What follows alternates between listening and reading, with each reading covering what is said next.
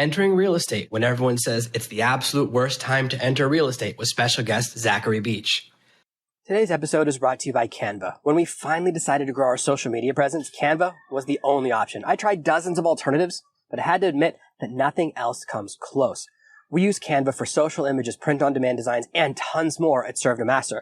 Grab a free account today at servenomaster.com/Canva.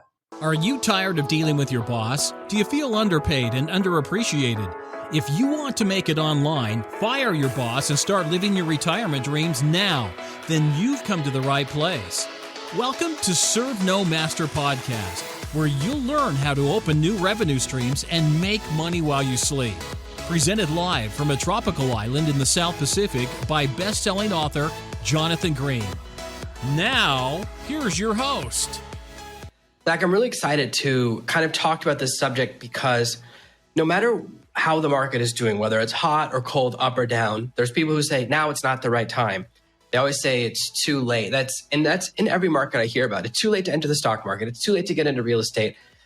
Just today, someone was messaging me, I think it's too late to get into TikTok. I was like, I don't think it's too late for a lot of those things. There's still people joining and making things happen. So I'd love to know kind of how you started and decided that real estate was going to be your vehicle to financial success. Well, Jonathan, thanks for having me on. And I'm excited to dive into this because I'll be honest with you, I didn't realize that real estate was going to be my pathway until I started hitting my head against the ceiling. So I was a bartender and personal trainer coming out of college. And really what that did was it made me have very long nights and long days. So I would bartend all night long and then I'd wake up, first thing in the morning and personal train. And I did that for about 4 years. And I remember one night, me and my wife were both bartenders and it was like 4 a.m. and we were sitting there on the couch and we were just exhausted. And we said to each other, hey, there's going to be a better way. So what I then did was I actually reached out to now my partner, and he happens to be my father-in-law as well. And he was reinventing his real estate business. And I said, hey, I don't know if I'm going to like real estate, but it's going to be better than this. So I dove into that and really just started with all the fundamentals of real estate, like talking to sellers and cold calling and you name it, the not fun stuff as well. And then it was I'd say about 4 months later, it was in April, I decided to jump in full time. So I Cortezed it and burned the boats.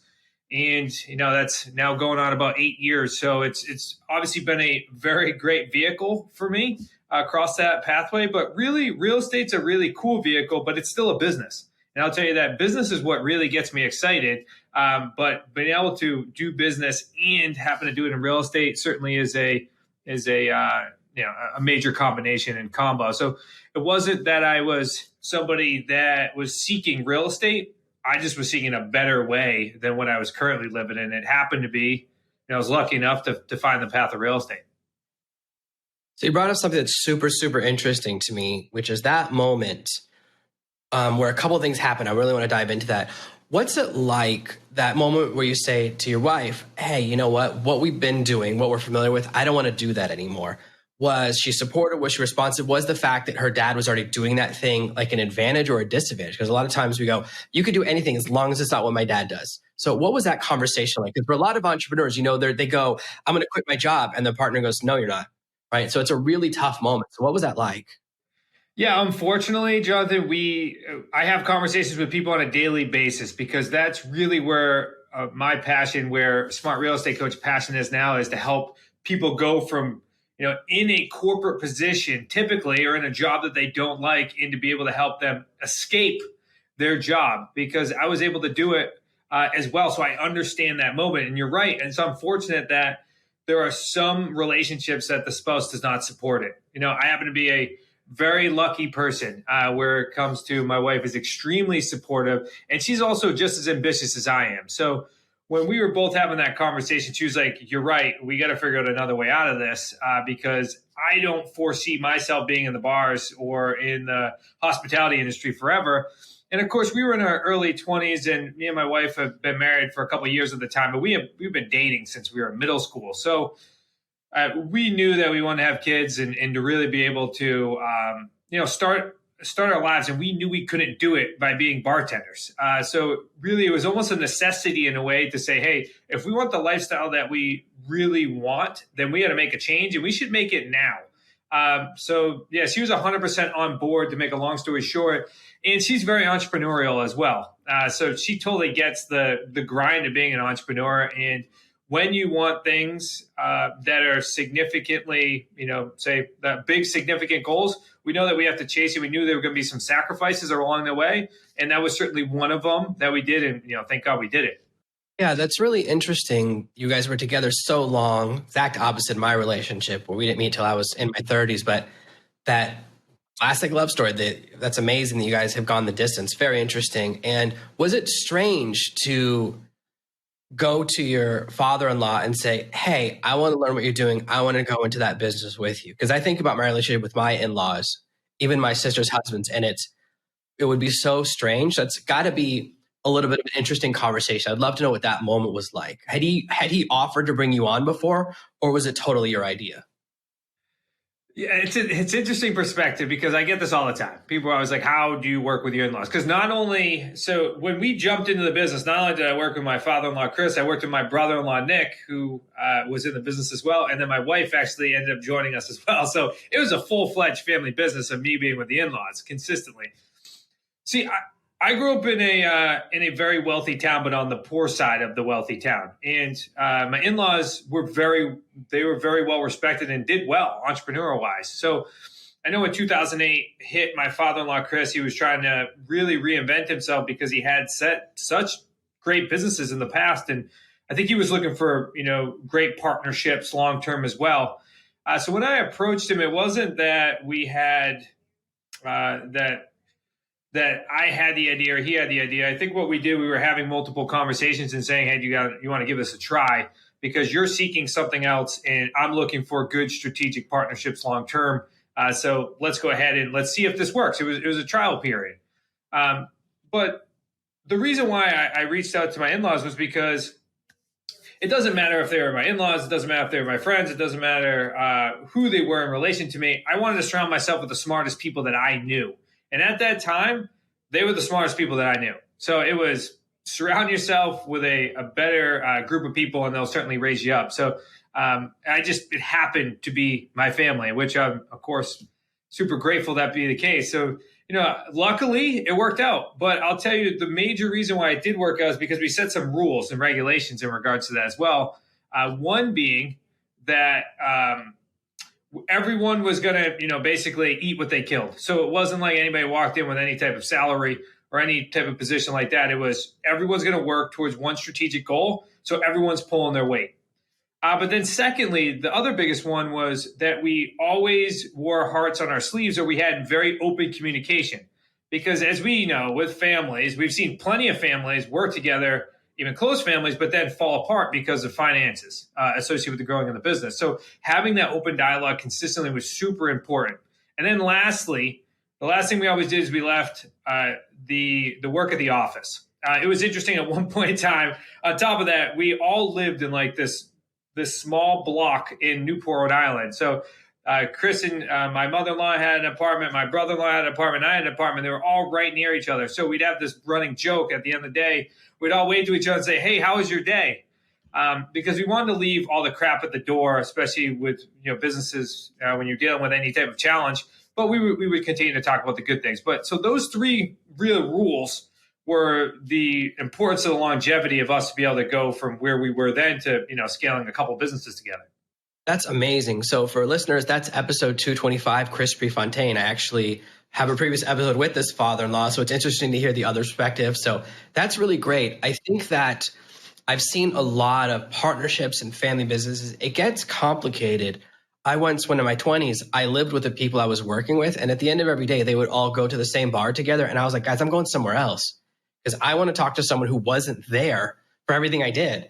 Because I can't imagine when you're like, hey, earlier today, the craziest thing happened. And then she goes, I know, I was there. Okay, but also this happened, but I know she was there. So finding that delineation, I know that's a big challenge for people. Like having a family business sounds all upside until you do it.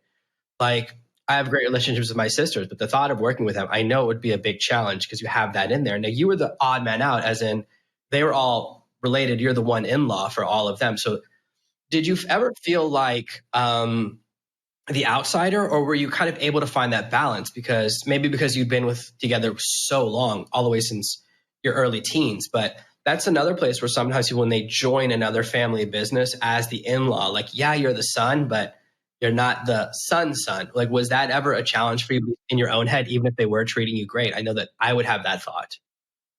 Yeah, that's a fantastic question. I'm glad the path we're going down here. I think it helps a lot of people that are interested in not only being a part of a family business, but growing a family business, as we work with a lot of people that in that space for obvious reasons. So did I feel like an outsider?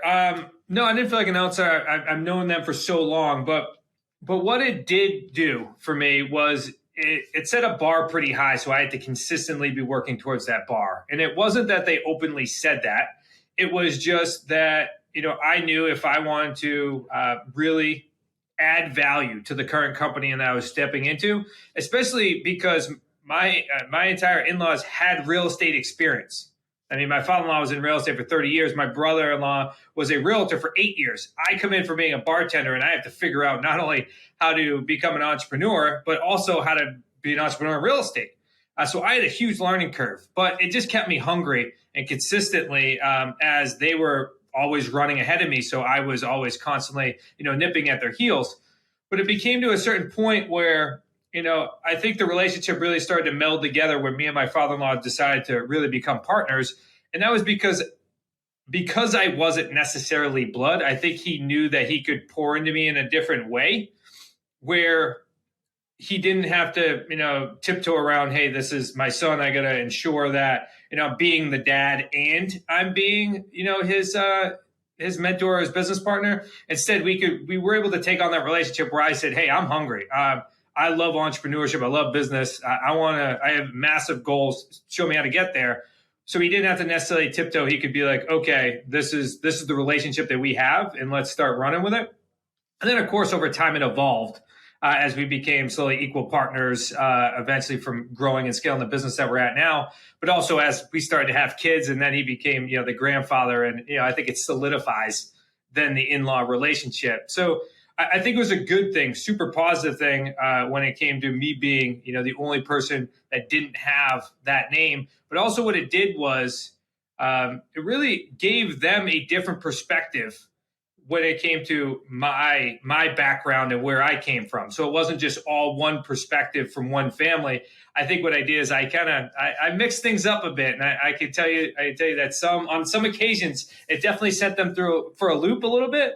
But I think in the long run, it really helped them grow just as much as it helped me. Most of our listeners are 45, 65. They're at where your father-in-law was level. And when they're thinking about, I'm trying to imagine if one of my daughters brought to me their boyfriend, and he's like, I want to be your business partner, like how strange that would be to me. So a lot of people, and this is great because you're kind of at that phase where you're thinking about what my kids want to family business. So many family businesses, right? We see this a lot where they build a business, a couple, and then they want to pastor the kids, and the kids are like, I want to do anything other than what you do. So I think what's interesting is that you didn't go straight into the family business right out of high school or college. You went out and tried your own thing first and then decided you want to join it. Because I think a lot of people try and force their kids into the business, and maybe that's where the mistake is. So what do you think are some things that were done right? And maybe when you're thinking about how you could make your kids want to join the family business, what are some of the things you think can be really effective for parents who want their kids to join into that business? John, I honestly think it's timing. I think everything's timing. I think we ended up deciding to join the business together at the right time. See, I come from a unique background. I mean, I grew up in a time in which drug use and all that was very common. I should say a group of friends. So I certainly had battled addiction and things of that sort, which then put me into a position where personal development was a huge component of mine. So if the timing was trying to come out of college directly into that business, I don't think I would have succeeded.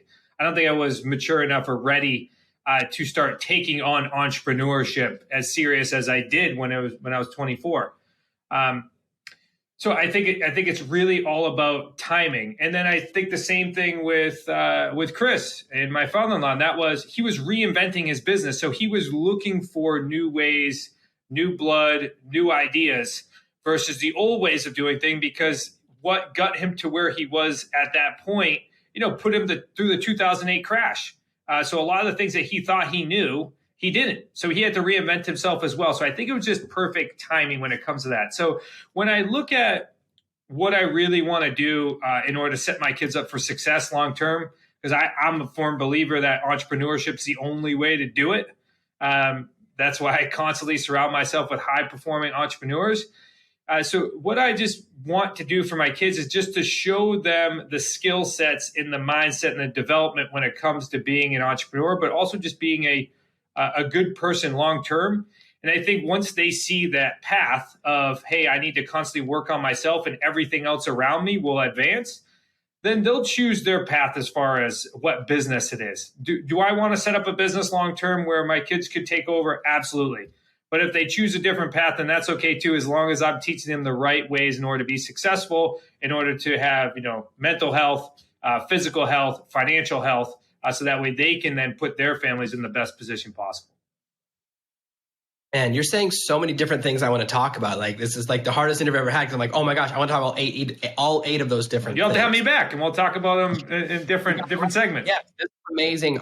Because this is where a lot of people don't talk about is the internal workings of being an entrepreneur. These are really good challenges. I think that as a parent, you brought up something really interesting. It's really scary to wait, right? To let your kids make bad decisions. Like, I didn't really start my entrepreneurial journey until I was 29, because I always thought I could never be an entrepreneur. Even though I kept starting side businesses, I was like, I'm not an entrepreneur. I just start businesses. I had that mindset thing. And we all have to go through that period. And as a parent, letting your kids make bad decisions or things that's right for them, that's really challenging. So it's really cool that you brought that up, to say that you do. Sometimes you have to wait and let them come to you and let it be the right decision. One of my challenges as a parent, a lot of people think that you have to be good at everything to be an entrepreneur. They have to be good at all different things. What I've learned is that you only have to be really good at one thing. How many people have we seen, they're only really good at TikTok, or they're only really good at Facebook ads, or they're only really good at music, or they're really good at design, and then they become like a sneaker designer or a sock designer. So that's one of the lessons that I've had to learn, is that you don't have to be the full spectrum entrepreneur anymore. If you're just really amazing at one thing, you can surround yourself. Like, there's tons of people that know how to do social media or know how to do email marketing, but if you have that one thing that shines, that can be your thing. So that's kind of my philosophy as a parent. Very similar to what you said, is I want them to have enough skills and abilities that they can choose what they want to do. They have the ability to make that decision. So I thought that was very, very good that you shared that, because it is something I think about with 4 kids. I think about it all the time. I want my kids to do what they want to do. And if what they want to do is what I do, that's awesome. But again, will podcasting even be around in 20 years? It'll probably be virtual reality or something. But it is very interesting, that thought of what if the kids don't want to do the family business? How can I make it enticing? And the timing is very interesting, because you're right, because we reach these moments where we want to do different things, and we go through different phases, right? Where we want to do mentorship or not do mentorship, or our kids are trying to experience things or travel the world, or all those different things kids do. So that's a really, really cool perspective, because I think that for a lot of parents, especially my generation, so my age, I'm 41, 80s, 90s, parents were like, the solution to poverty is college. That's kind of what a lot of people thought. And that was the mindset. And maybe in the 50s it was. And these days, so many of my friends who went to college didn't help, right? You went to college and you're still bartending. You don't need to go to college for that. It happened to a lot of people. So I think that we're discovering that the path to wealth, and I agree it too, it's entrepreneurship. I've talked to people who believe it's invention, who are inventors, or people who do real estate think it's real estate. But I do think entrepreneurship is, when you're the driver, you can accelerate. Because when you're an employee, right? Every employee at the end of the year, you ask for a quarter an hour raise or a 3% raise. And I'm mentoring some people right now who 30x their income in the last 3 months. They went from charging $30 an hour to $1,000 an hour. You can't do that when you're not an entrepreneur.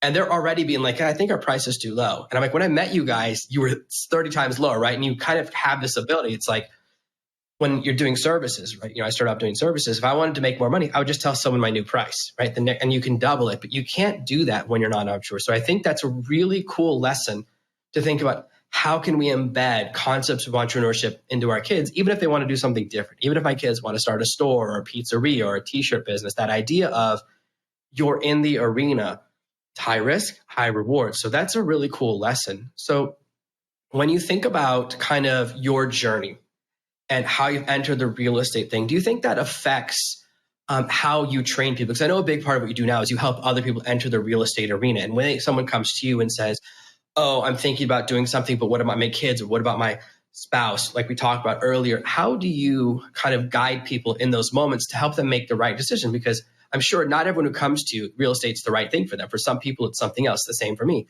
Some people come to me and they want to do something I don't know how to do.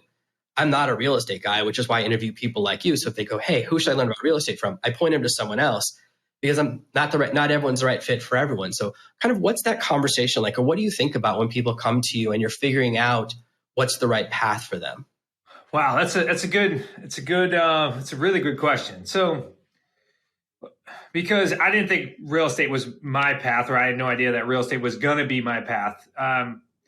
When I'm having conversations with people, it's really about understanding where they want to be long term, because really you can choose so many different routes when it comes to being an entrepreneur. I mean, you can do almost anything nowadays, and a lot of it can be done online, and you could be a billionaire in all those different things.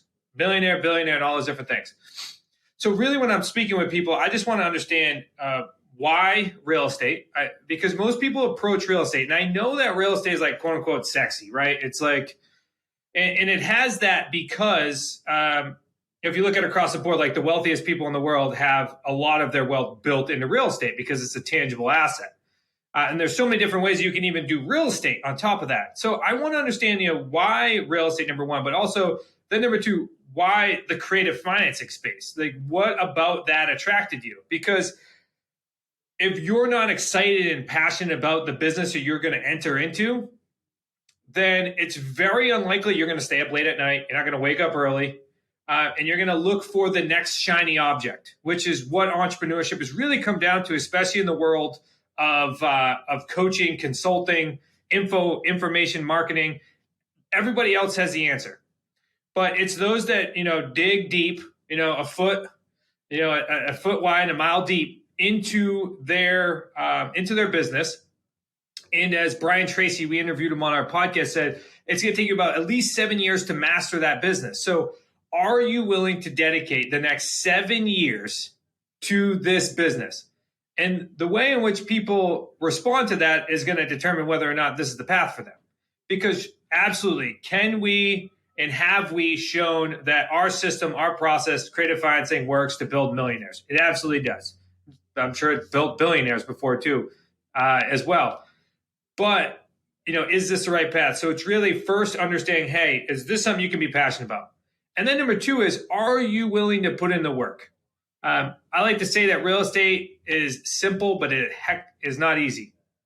It is simple, but not easy. I can show you every single step, but it's going to be you that's going to be putting in the work. It's going to be you working on your skill sets after work. It's going to be you putting in the systems and processes, after work. It's going to be you reading books. And instead of watching TV or listening to sports radio, you're in your car and you're listening to audibles on personal development and how to get your mindset right.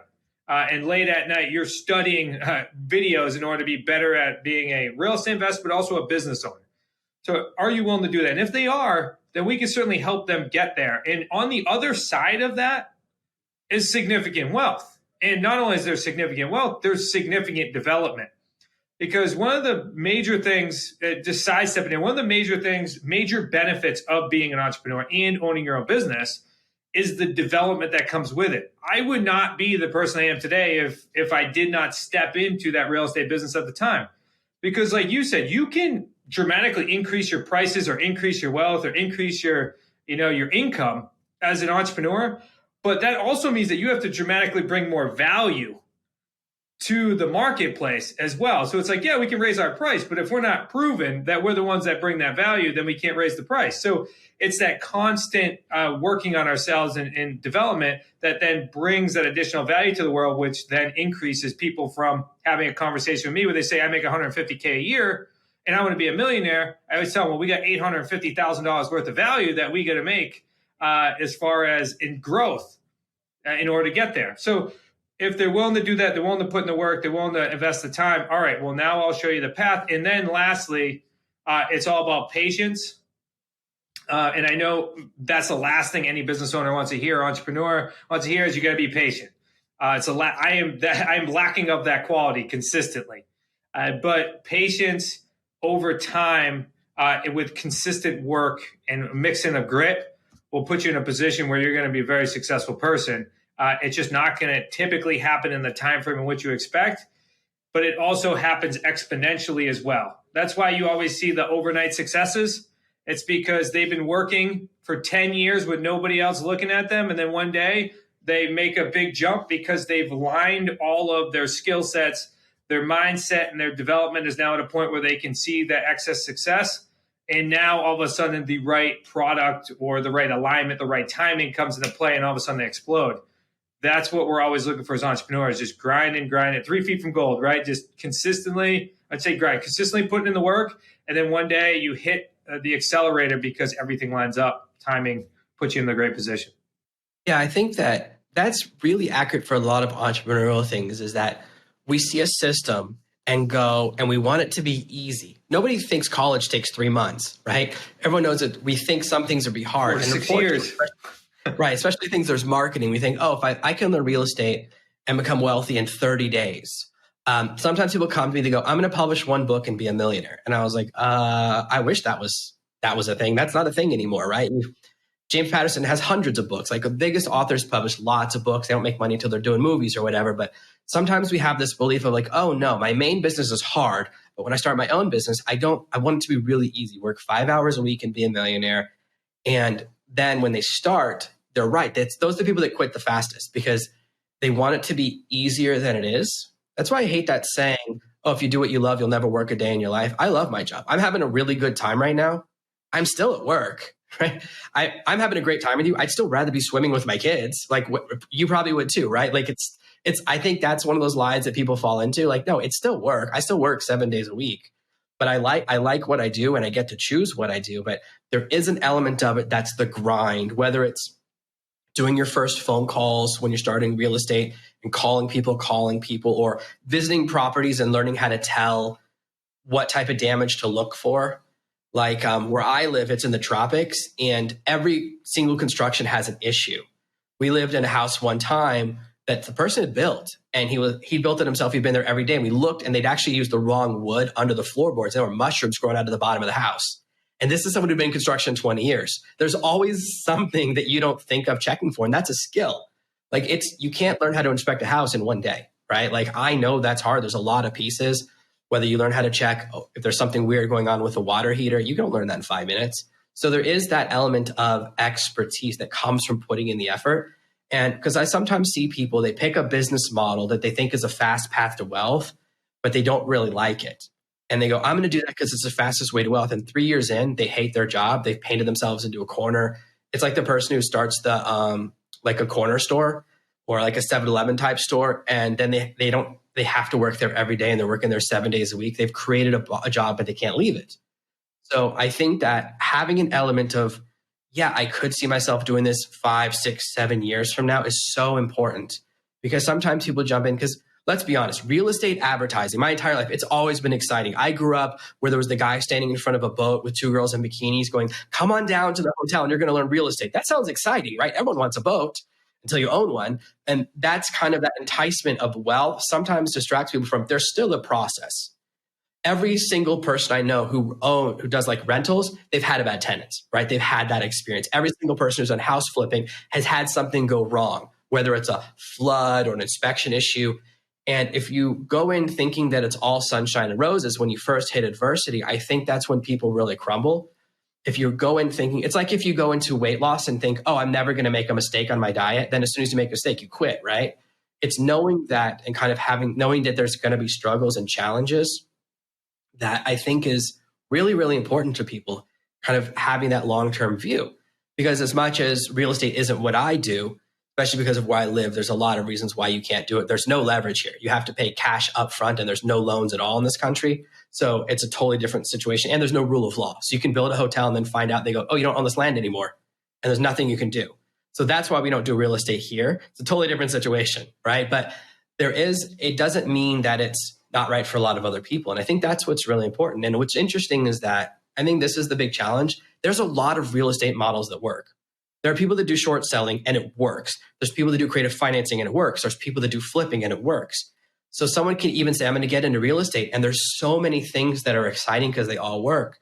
The most dangerous thing about is there's too many opportunities. The menu's too big because our most valuable asset is focus. So if you're trying to learn creative financing like you teach, which is awesome, and then you go, I'm also going to learn rentals. That's now half your attention. It takes you twice as long to learn. If you go, I'm also going to learn flipping, or I'm also going to learn renovations, or I'm also going to learn code rules.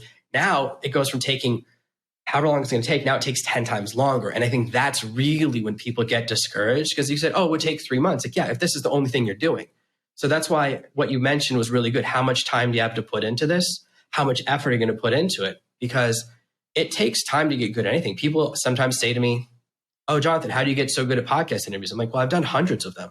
The first one was not good. Nothing is good on the first try. Like, it's not that overnight success thing. I love when people say they're like, oh, you're an overnight success. I mean, I've been doing this for 12 years. It didn't happen day one, 12 years ago. It's always, you never notice the thing before the overnight success. Like the band, their first album's a massive hit, and then you find out it's actually the third album. But I love a lot of what you're saying because I think it's really important for people to still see it as a business model and think, yeah, this is something I could see myself doing. Because some people really love what you do. And they'll kind of get into it and think about creative financing and spreadsheets and bringing money together to assemble a project. That gets them really excited. And other people go, oh, no, I don't want to do that. I just want to do it if it makes me rich. That's not the right person that it's for. So I think that's really good because especially when you start thinking about having a family and doing it long term, imagine like you build a business you hate and then you try and make your kids do it. That's even worse. Like my kids would definitely not want to do it. So I think this has actually been really awesome. I like that we talked about this part of real estate because a lot of times we don't talk about the people behind real estate. We just think of it as this business without families behind it or people behind it, or that there's no thought to the people that get into it. But it can be really lucrative if it's right for you. And if you're really dig on it, I think some people really will. If people want to learn creative financing and kind of get to know you and Chris, your father-in-law, more, where can they kind of meet you online and learn more about the amazing things that you're doing? Yeah, I'm glad you asked. So I want to ensure that anybody listening to this has the ability to get our first Amazon best-selling book absolutely free. We'll ship it directly to your house. All you have to do is go to wickedsmartbooks.com/no master. That's wickedsmartbooks.com/no master. Go ahead and grab it. It's real estate on your terms. I know we didn't dive into the nitty-gritty of creative financing and how we buy and sell real estate without cash credit or banks and utilizing our trademark 3 payday system. But you can go ahead and dive into that as well, and it'll go through a ton of case studies.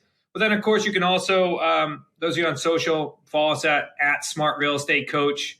You can find us on Instagram, TikTok, Facebook, you name it. We're all there as well. We're constantly putting out content to get you started in real estate. That's awesome, guys. Again, that's it. wickedsmartbooks.com/no master. And I think it's really good to read someone's book to get a feel for either this is definitely what I want to do or this is definitely not want to do, because having that clarity is so valuable. So guys, definitely take advantage of that. You guys know I love giving away free books. So this is awesome. Zach, this has been a really cool interview. I've had a really good time. Thank you for so much. We went a little bit over our usual amount of time because I was having such a good time. So thank you so much for being here today. Yeah, I appreciate you having me on. Super grateful. Hopefully your audience got some great value here today. Yeah, that was great. Thank you. Awesome. Thank you for listening to the Serve Master podcast. Get a free copy of my bestseller, Fire Your Boss, right now on Amazon. Go to servermaster.com/getfire or just search Fire Your Boss on Amazon. Thank you for listening to this week's episode of the Serve No Master podcast. Make sure you subscribe so you never miss another episode. We'll be back next week with more tips and tactics on how to escape the rat race. Please take a moment to leave a review at servenomaster.com/iTunes. It helps the show grow, and more listeners means more content for you. Thanks again, and we'll see you next week.